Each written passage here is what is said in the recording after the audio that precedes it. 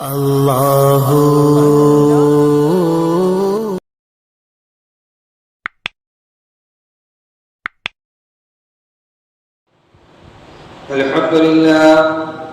الحمد للہ رب العالمین والصلاة والسلام على سيد الأنبياء والمرسلين وعلى آله وأصحابه الطيبين الطاهرين أما بعد فأعوذ بالله من الشيطان الرجيم بسم الله الرحمن الرحيم أفلا يعلم إذا بعثر ما في القبور وحصل ما في الصدور صدق الله وصدق رسوله النبي الأمين المكين الكريم ونحن على ذلك لمن الشاهدين والشاكرين والحمد لله رب العالمين. السلام علیکم ورحمۃ اللہ وبرکاتہ.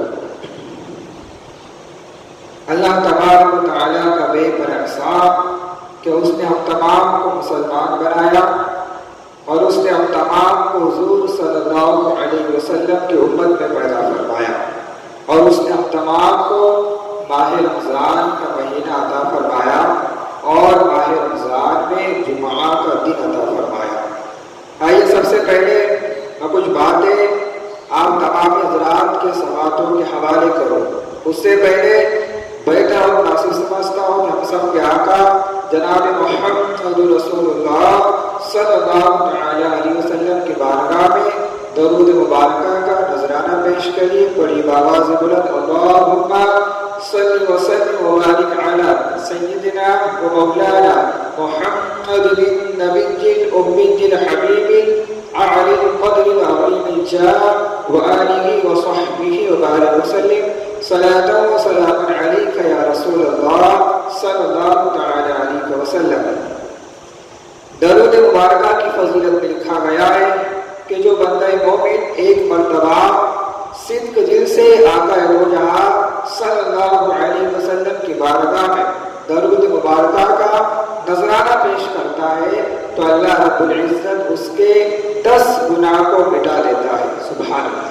جب کوئی بندہ صرف ایک مرتبہ حضور صلی اللہ علیہ وسلم پر درود مبارکہ پڑھتا ہے تو اللہ رب العزت اس کے 10 گناہ کو مٹا دیتا ہے اور اس کے نامہ اعمال میں 10 نیکیاں درج فرما دیتا ہے اور اس کے 10 درجات کو بلند کرتا ہے. سبحان اللہ. کتنی بڑی فضیلت ملتی ہے اگر کوئی بندہ صرف ایک مرتبہ پیارے آقا صلی اللہ علیہ وسلم پر درود مبارکہ پڑھتا ہے. تو عزیز ساتھیو، محترم ناظرین اکرام، ہمیں زیادہ سے زیادہ پیارے نبی صلی اللہ علیہ وسلم پر درود مبارکہ پڑھنے کی عادت بنانی چاہیے.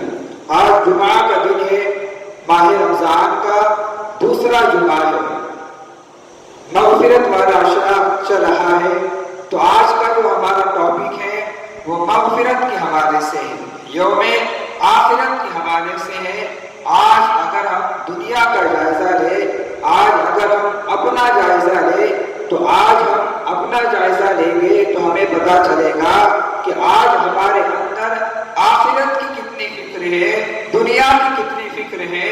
آج اگر ہم پوری قوم کا جائزہ لیتے ہیں، پوری انسانیت کا جائزہ لیتے ہیں تو آج کی قوم، آج کا انسان زیادہ تر اپنا وقت دنیا کے کاموں میں گزارتا ہے، دنیا کے بارے میں سوچتا ہے. آج کا انسان یہ گمان کرتا ہے کہ دنیا میں جتنا ہو سکے وہ مال کما لے، دنیا کی جائیداد کما لے، گھر بنا لے، اپنے بال بچوں کے لیے جائیداد چھوڑ کر جائے. آج ہماری فکر بن چکی ہے کہ ہم نے کبھی غور کیا آخرت کے حوالے سے کہ آخرت میں ہمارا کیا ہونے والا ہے.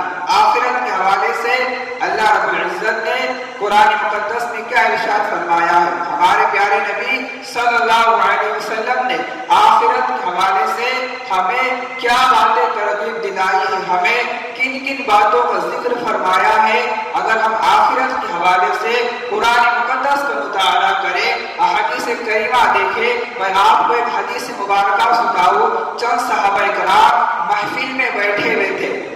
صحابہ کرام کی محفل لگی ہوئی تھی. صحابہ کرام آپس میں گفتگو کر رہے، ہنسی مذاق کر رہے تھے. وہاں سے ہمارے پیارے نبی صلی اللہ علیہ وسلم کا گزر ہوا. ہمارے پیارے نبی صلی اللہ علیہ وسلم نے صحابہ کرام کی ہنسی کی آواز کو سن لیا تو ہمارے پیارے نبی صلی اللہ علیہ وسلم صحابہ کرام کے قریب جاتے ہیں اور ارشاد فرماتے ہیں، اے صحابہ کرام، ہنسی کو مٹانے، یعنی موت کو یاد کرو، آخرت کو یاد کرو، کیونکہ جو میں جانتا ہوں اگر تم جانتے تو دنیا میں کبھی نہیں ہنستے. ہمارے پیارے نبی صلی اللہ علیہ وسلم نے یہاں پر آخرت کا ذکر فرمایا. آخرت کے حوالے سے ہمارے پیارے نبی صلی اللہ علیہ وسلم ساری باتیں جانتے ہیں کہ آخرت میں کیا ہونے والا ہے، آخرت کی ہولناکیاں کیا ہے. ہمارے پیارے نبی صلی اللہ علیہ وسلم نے ارشاد فرمایا، جو میں جانتا ہوں اگر تم جانتے تو دنیا میں تم کبھی نہیں ہنستے. یہاں پر یہ حدیث بتانے کا میرا مطلب یہ ہے کہ آج ہم دنیا میں اتنا گم ہو گئے ہیں، دنیا کے معاملات ہم پر اتنے ہیوی ہو گئے ہیں کہ ہمیں آخرت کی فکر نہیں ہے. ہم آخرت کے بارے میں نہیں سوچتے کہ آخرت میں اللہ رب العزت کی بارگاہ میں ہمیں حاضر ہونا ہے، حساب و کتاب دینا ہے. جو جو کام ہم نے دنیا میں کیے ہیں تمام کے تمام کل قیامت میں ہمیں اللہ کے بارگاہ میں پیش کیا جائے گا. اس اعمال کا ہمیں حساب دینا ہے. اس اعمال کی وجہ سے ہمارا فیصلہ ہوگا. اگر ہم نے دنیا میں اچھے کام کیے تھے، دنیا میں خدا کو راضی کرنے والے کام کیے تھے تو کل قیامت میں ہمارا بیڑا پار ہے. لیکن ہم نے دنیا میں اگر اللہ کو ناراض کرنے والے کام کیے تھے، اللہ کی نافرمانیاں کیے تھے تو یاد رکھیے آخرت میں ہمیں اس کا خسارہ اٹھانا پڑے گا اور آخرت میں ہمیں اس کا عذاب دیا جائے گا. محترم ناظرین کرام، بس آج کا جو میرا بیان ہے وہ آخرت کے حوالے سے ہے. ہمیں آخرت کی فکر کرنی ہے. ہمیں دنیا میں اتنا گم نہیں ہونا ہے. یہ دنیا تو فنا ہونے والی چیز ہے. کل من علیہا فان ویبقا وجہ ربک ذو الجلال والاکرام. دنیا کی ساری چیز فنا ہو جائے گی، ساری چیز مٹ جائے گی، خالص اللہ کی ذات باقی رہنے والی ہے. تو ہمیں اللہ کی طرف رجوع کرنا ہے. ہمیں آخرت کے معاملات کو، مغفرت کے معاملات کو بہت ہلکے میں نہیں لینا ہے. مغفرت کا اشرا چل رہا ہے، ماہ رمضان کا مہینہ ہے، ہمیں اس کا بھرپور فائدہ اٹھانا ہے. رب کی بارگاہ سے اپنے مغفرت کا پروانہ لینا ہے، اپنے آپ کو بخشوانا ہے. کیونکہ آپ دیکھیے آخرت کی جو ہولناکیاں ہے وہ بہت ہی خراب ہے. اگر ہم آخرت کے تعلق سے قرآن مقدس کا مطالعہ کریں تو اللہ رب العزت نے سورہ عادیات میں ارشاد فرمایا، کیا ارشاد فرمایا؟ جیسا کہ میں نے خطبے کے شروع میں جس آیت کی تلاوت کی، افلا یعلم اذا بعثر ما فی القبور، کیا تم نہیں جانتے کل قیامت میں جب میدان محشر قائم ہوگا، آخرت میں اللہ رب العزت تمام لوگوں کو اپنے اپنے قبروں سے نکالے گا.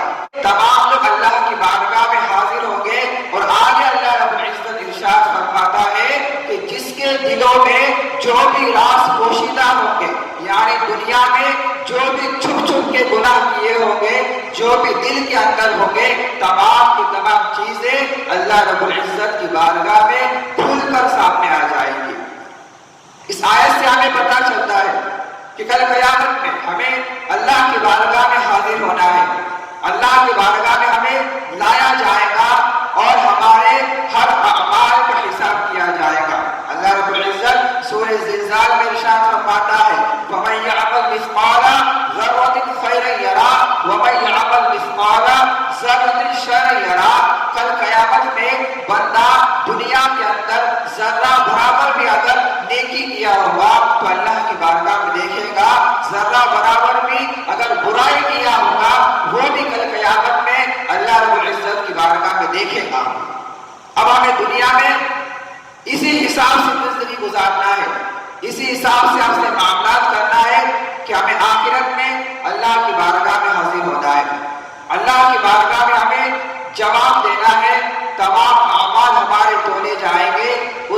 حساب سے ہمارا فیصلہ ہوگا کہ ہمیں جنت میں جانا ہے کہ ہمیں دوزخ میں جانا ہے۔ تو ہمیں آخرت کی فکر کرنی ہے۔ یہ جو دنیا ہے یہ آخرت کی کھیتی ہے، ہمیں اس میں نیک اعمال بونا ہے، نیک کام کرنا ہے، تو آخرت میں اس کا ہمیں صلہ ملے گا۔ دنیا سے ہمیں دل نہیں لگانا ہے، دنیا یہ ہمارے لیے نہیں بنائی گئی ہے۔ دنیا کے جو عیش و آرام ہے یہ تو کافروں کے لیے ہے۔ آپ کو حدیث مبارکہ سناؤ، اللہ کے نبی صلی اللہ علیہ وسلم نے ارشاد فرمایا، دنیا کی حقیقت اللہ رب العزت کی بارگاہ میں مچھر کے پر کے برابر بھی نہیں ہے۔ اگر دنیا کی حقیقت اللہ رب العزت کی بارگاہ میں مچھر کے پر کے برابر بھی ہوتی تو اللہ رب العزت کسی کافر کو دنیا میں ایک گھونٹ پانی تک نہیں دیتا۔ کہ دنیا کی حقیقت اللہ رب العزت کی بارگاہ میں مچھر کے پر کے برابر بھی نہیں ہے۔ ہم کیوں دنیا سے محبت کر رہے ہیں؟ ہم کیوں دنیا سے دل لگا رہے ہیں؟ ہم بس دنیا کے بارے میں سوچتے ہیں، آخرت کے بارے میں نہیں سوچتے۔ اے مسلمانوں، اے عزیز ساتھیوں، یہ دنیا ہمارے لیے تو اعمال کی جگہ ہے، نیک کام کرنے کی جگہ ہے۔ اگر ہم اللہ کو راضی کر لیں گے دنیا میں تو کل قیامت میں اللہ رب العزت آخرت میں ہمیں اس کے بدلے جنت عطا فرمائے گا۔ اگر ہمارا رب ہم سے راضی ہو گیا تو ہماری دنیا بھی کامیاب ہے اور انشاءاللہ تعالی ہماری آخرت بھی کامیاب ہے۔ اور حدیث مبارکہ آپ کو سناؤ، اللہ کے نبی صلی اللہ علیہ وسلم نے ارشاد فرمایا کہ دنیا جو ہے یہ مومنوں کے لیے قید خانہ ہے۔ دنیا مومنوں کے لیے قید خانہ ہے اور کافروں کے لیے جنت ہے۔ کیونکہ آپ دیکھیے دنیا کی عیش و عشرت ہمارے لیے نہیں بنائے گئے، بلکہ ہمیں دنیا میں کس نے بھیجا گیا؟ تو اللہ رب العزت سورہ ذاریات میں ارشاد فرماتا ہے وَمَا خَلَقْتُ الْجِنَّ وَالْإِنسَ إِلَّا لِيَعْبُدُونِ، کہ ہم نے جن و انسان کو خالص اپنی عبادت کے لیے پیدا فرمایا ہے۔ اور ہمارے پیارے نبی صلی اللہ علیہ وسلم نے دنیا کو مسلمانوں کے لیے قید خانہ اس لیے بتایا ہے کیونکہ آپ دیکھیے دنیا کا جائزہ لیں، آج اگر کوئی قیدی جیل میں جاتا ہے تو اپنی مرضی کے مطابق زندگی نہیں گزارتا، اس کو جو بھی کھانا ہے جیل میں جیلر جو کھانا دے گا، جو آپن قانون ہوں گے اس کو فالو کرنا پڑے گا۔ اگر جیل کے قانون کو اگر بندہ فالو نہیں کرتا تو وہ سخت گنہگار مانا جاتا ہے، قانون کا النگھن کرنے والا مانا جاتا ہے۔ تو حضرات گرامی، یہ دنیا ہمارے لیے قید خانہ ہے، ہم اللہ کے قیدی ہیں، ہم پر اللہ کے جو جو فرامین ہیں وہ لاگو ہوتے ہیں۔ اللہ نے ہمیں جس چیز کے کھانے کا حکم فرمایا ہے، حرام سے بچنے کا حکم فرمایا ہے، اس پر ہمیں عمل کرنا ہوگا اور اللہ کے حساب سے اللہ کے قانون کے مطابق ہمیں اپنی زندگی گزارنا ہے۔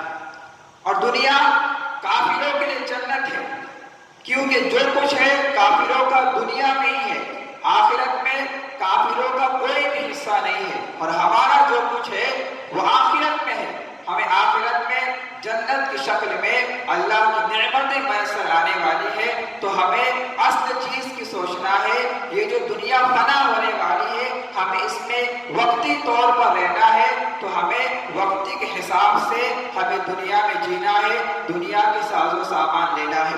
آپ دیکھیے اللہ کے نبی صلی اللہ علیہ وسلم نے ارشاد فرمایا کہ دنیا اس طرح جیو جیسے کہ تم مسافر ہو، یعنی مسافر جب سفر کرتا ہے اپنے ساتھ ضرورت کی چیزیں لیتا ہے، جتنی اس کو ضرورت ہوتی ہے اتنے ہی سامان لیتا ہے۔ ہمیں بھی دنیا میں جتنا جینا ہے، جتنی چیزوں کی ضرورت ہے انہی چیزوں کو اپنے ساتھ رکھنا ہے، اپنا وقت دنیا کے کاموں میں یوں ہی خراب نہیں کرنا ہے۔ آپ دیکھیے صحابہ کا کیا معمول ہوا کرتا تھا، صحابہ کرام کس طرح اللہ اس کے رسول کے فرامین پر عمل کرتے تھے اور آخرت کی فکر کیا کرتے تھے، دنیا کے بارے میں بالکل نہیں سوچا کرتے تھے۔ حضرت سلمان فارسی کا جب وصال کا وقت قریب آیا تو ایک صحابی آپ کے پاس آئے، وہ صحابی نے دیکھا کہ حضرت سلمان فارسی زاروں قطار رو رہے ہیں، تو آپ سے پوچھا گیا کہ آپ کیوں رو رہے ہیں؟ تو حضرت سلمان فارسی نے کہا میں حضور صلی اللہ علیہ وسلم کی باتوں پر عمل نہیں کر سکا، اس وجہ سے ہو رہا ہے۔ تو وہ صحابی نے کہا اے سلمان فارسی، تم تو بڑے نیکوکار ہے، تم تو بہت زیادہ اللہ اس کے رسول کے فرامین پر عمل کرتے ہو، تم یہ کیوں کر رہے ہو، تم یہ کیوں بول رہے ہو کہ میں حضور صلی اللہ علیہ وسلم اور اللہ کے فرامین پر عمل نہیں کیا؟ تو حضرت سلمان فارسی کا جواب سنیے۔ حضرت سلمان فارسی نے کہا میرے موت کا وقت قریب ہے، اللہ کے نبی صلی اللہ علیہ وسلم نے ارشاد فرمایا تھا کہ زندگی اس طرح جیو جیسے کہ تم مسافر ہو، یعنی تمہارے پاس اتنا ہی سامان ہونا چاہیے جتنا مسافر کے پاس ہوتا ہے۔ آج مجھے افسوس اس وجہ سے ہو رہا ہے کہ آج میرے پاس سامان زیادہ ہے، آج میرے پاس سامان زیادہ ہے۔ راوی روایت کرتے ہیں حضرت سلمان فارسی کے پاس جو سامان زیادہ تھا وہ زیادہ صرف دو چیز تھی، وہ دو چیز یہ تھی، ایک گلاس ان کے پاس تھا اور ایک تھال ان کے پاس تھی، یہ دو سامان زیادہ سے، اس وجہ سے حضرت سلمان فارسی افسوس کر رہے تھے۔ یہاں پر غور کرنے کا مقام ہے، سوچنے کا مقام ہے کہ صحابہ کرام کس طرح آخرت کی فکر کیا کرتے تھے، کس طرح آخرت کے تعلق سے سوچا کرتے تھے۔ اگر ان کے پاس دنیا کا مال، دنیا کا سامان زیادہ ہو جاتا تھا تو وہ آخرت کی فکر سے رویا کرتے ہیں، لیکن افسوس کی بات ہے آج ہم بس دنیا کے سامان جمع کرنے میں لگے ہوئے ہیں، کبھی گھر کی فکر کرتے ہیں، کبھی گاڑی کی فکر کرتے ہیں، کبھی یہ سامان کی فکر کرتے ہیں، کبھی وہ سامان کی فکر کرتے ہیں، لیکن افسوس کی بات ہے ہم آخرت کی فکر نہیں کرتے۔ محترم ناظرین اکرام، ہمیں آخرت کی فکر کرنا ہے، آخرت کے بارے میں سوچنا ہے، آخرت کے لیے ہمیں نیک اعمال جمع کروانے ہیں۔ ماہ رمضان کا مقدس مہینہ ہے، مغفرت والا عشرہ ہے، ہمیں اس میں زیادہ سے زیادہ نیک اعمال کرنا ہے، اللہ کو راضی کرنے والے کام کرنا ہے، آخرت کی فکر کرنا ہے، دنیا کی محبت کو اپنے دل سے نکالنا ہے، کیونکہ آپ دیکھیے دنیا کی محبت ہی تمام گناہوں کی جڑ ہوتی ہے۔ بس ہمیں دنیا اپنے اندر اتنی ہی بسانی ہے جتنی ہمیں ضرورت ہے، جینے کے لیے جتنی چیزیں ضروری ہے اتنی چیزیں کو ہمیں اپنے اندر رکھنا ہے، اس کے علاوہ ہمیں آخرت کے بارے میں سوچنا ہے، اپنے رب العالمین کے فرامین پر عمل کرنا ہے۔ ماہ رمضان کا مہینہ ہے، مغفرت کا مہینہ ہے، اگر ہم نے ماہ رمضان کے مغفرت والے عشرے میں اپنے رب کو راضی نہیں کرے تو میں کہنا چاہوں گا اللہ ہی خیر فرمائے، ہم سے بڑا نکما کوئی نہیں ہو سکتا۔ ہمیں ماہ رمضان کا بھرپور فائدہ اٹھانا ہے، مغفرت والے عشرے میں اپنے رب کی بارگاہ میں توبہ و استغفار کرنا ہے اور اپنی مغفرت کا پروانہ رب کی بارگاہ سے حاصل کرنا ہے۔ اللہ کی بارگاہ میں دعا ہے کہ اللہ تبارک و تعالی ہم تمام کو ماہ رمضان کے اس مغفرت والے عشرے میں زیادہ سے زیادہ استغفار پڑھنے کی توفیق عطا فرمائے، آخرت کی فکر کرنے کی توفیق عطا فرمائے۔ دوران بیان مجھ سے جو بھی غلطی خامی اللہ رب العزت اپنے حبیب پاک صلی اللہ علیہ وسلم کے صدقے توسل سے معاف عطا فرمائے۔ استغفر اللہ ربی من کل ذنب واتوب الیہ، لا الہ الا اللہ محمد رسول اللہ صلی اللہ تعالی علیہ وسلم، وآخر الدعوانا ان الحمد للہ رب العالمین۔ السلام علیکم ورحمۃ اللہ وبرکاتہ۔